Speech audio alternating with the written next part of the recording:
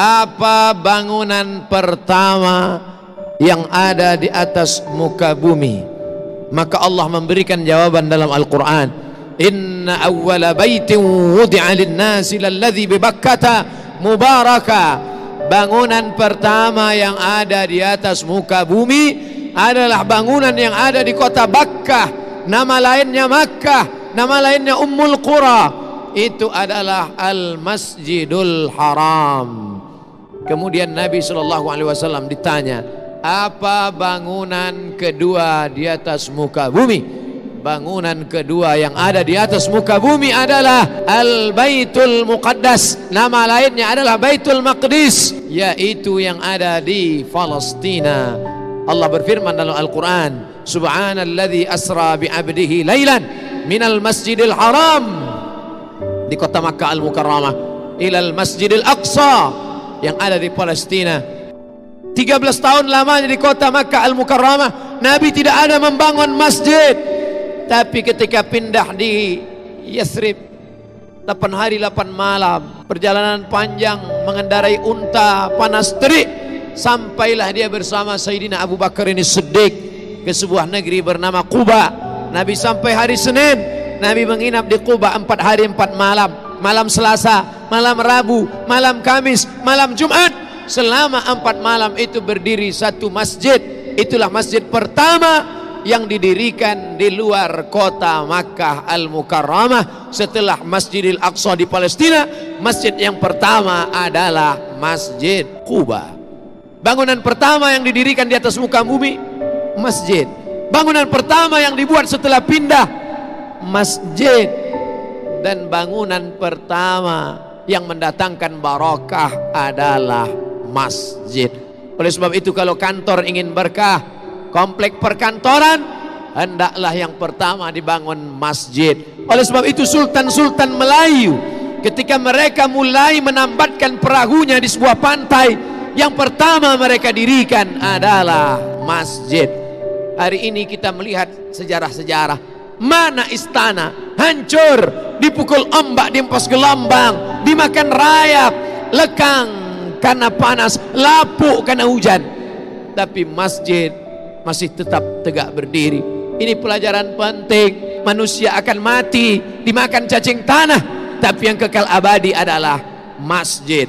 Menunjukkan orang Islam mesti kaya raya, karena yang bisa membangun masjid hanya orang kaya, yang kaya dengan hartanya. Man bana masjidan, siapa yang membangun masjid, banallah mithlahu baitan fil jannah, maka Allah sudah membangunkan untuknya satu tempat dalam surga. Man bana masjidan, siapa yang membangun masjid dengan hartanya, titik piluh keringatnya, banallah mithlahu baitan fil jannah, dibangunkan untuknya satu tempat dalam surga.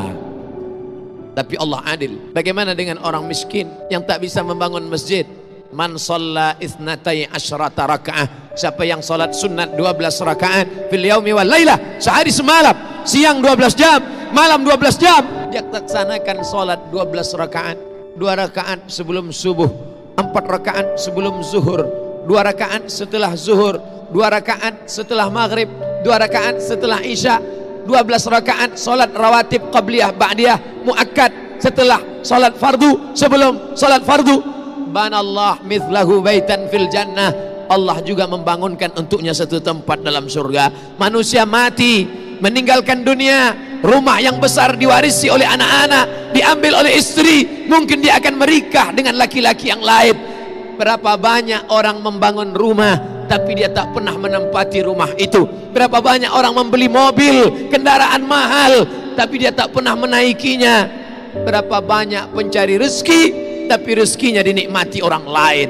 Perlu dipikirkan sejenak. At-tafakkur sa'ah, berpikir sesaat, khairum min qiyami lailah, lebih baik daripada beribadah sepanjang malam. Orang beriman berpikir sesaat. Yang hari ini beribadah, banyak ibadahnya, khusyuk dia, tapi setelah mati akan putus. Idza matal insan, dalam Sahih Muslim, idza matal insan, kalau manusia mati, inqata'a, putus amalnya.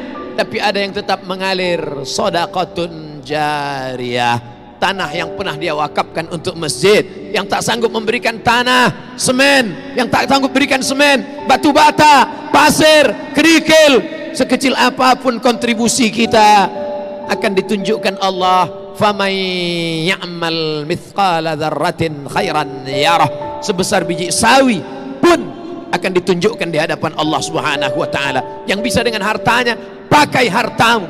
Tapi ada orang yang tak punya harta, tapi dia juga punya kontribusi terhadap masjid. Siapa itu? Orang yang dititipkan Allah jabatan, amanah, kekuasaan. Pakailah untuk menegakkan agama Allah. Agama Allah tidak perlu dibela, Allah tidak perlu ditolong. Huwal aziz, Allah maha perkasa. Huwal jabbar, Allah maha kuasa. Kita mendirikan masjid bukan untuk menolong Allah. Andai kita punya jabatan, tak pernah sekalipun dipakai untuk menolong Allah. Allah tidak perlu kita. Allah maha perkasa, Allah maha kuasa. Kita menolong agama Allah hakikatnya untuk menolong diri kita. Intan surullah, kalau kau tolong agama Allah, yansurkum, Allah akan menolong kamu. Pada saat kaki tidak dapat tegak berdiri, tak ada yang bisa menolong. Yauma yafirrul mar'u min akhihi, orang akan lari dari saudara kandungnya. Wa ummihi wa abi, lari dari ibunya, lari dari ayahnya.